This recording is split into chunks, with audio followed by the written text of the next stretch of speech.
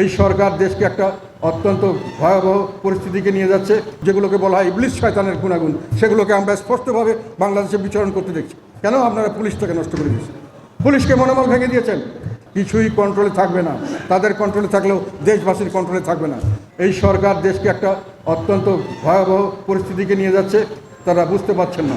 আমি আবার আপনাদেরকে বলবো, দেশ একটা ভয়াবহ পরিস্থিতির দিকে যাচ্ছে এবং সামনের দিকে কোন সময় কী হবে আমরা জানি না।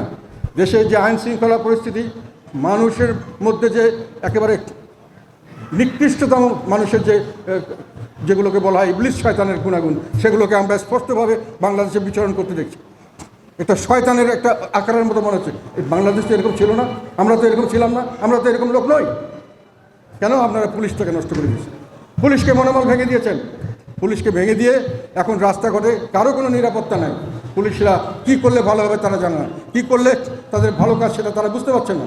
কাকে ধরলে কাকে মারলে, ধরলে তারা যখন ছিনতাইকারীকে ধরতে যায় তখন তাদের বিরুদ্ধে অ্যাকশন হয়, তারা যখন ভাঙচুর করতেছে সেখানে যখন ধরতে যায় তখন তাদেরকে অপমান করা হয়, তাদের বিরুদ্ধে মামলা দেওয়া হয়। এখন লাস্টে এসে পুলিশ তো তাদের নিজের হাতে নিয়েছেন, তারা বিভিন্নভাবে পুলিশকে ব্যবহার করার চেষ্টা করছেন। আলটিমেটলি যেটা হয়েছে, পুলিশ অকার্যকর হয়ে গেছে। এখন তারা ধরেছেন আমাদের দেশপ্রেমিক সেনাবাহিনী, সেখানে ওনারা হাত দিতে চাচ্ছেন। হাত দেওয়ার মানে হলো পুলিশের মতো যদি আজকে সেনাবাহিনীও হয়ে যায়, ওনারা যেভাবে করছেন, একে ধরবেন ওকে মারবেন এ করবেন, নিজস্ব কিছু লোক সেট করবেন, তাহলে বাংলাদেশের মানুষের কোনো ধরনের কোনো নিরাপত্তা কারো থাকবে না। রাস্তাঘাটে কেউ চলাচল করতে পারবে না।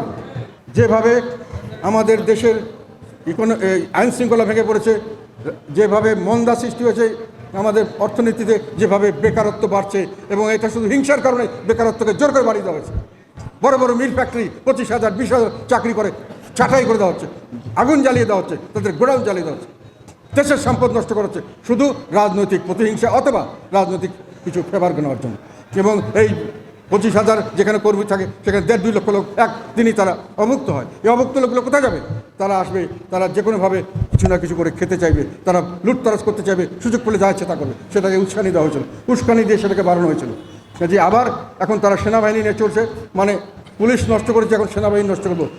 তারা নাকি ক্ষমতায় যাবে এইভাবে, যাতে করে সব কিছু তাদের কন্ট্রোলে থাকে। কিছুই কন্ট্রোলে থাকবে না। তাদের কন্ট্রোলে থাকলেও দেশবাসীর কন্ট্রোলে থাকবে না।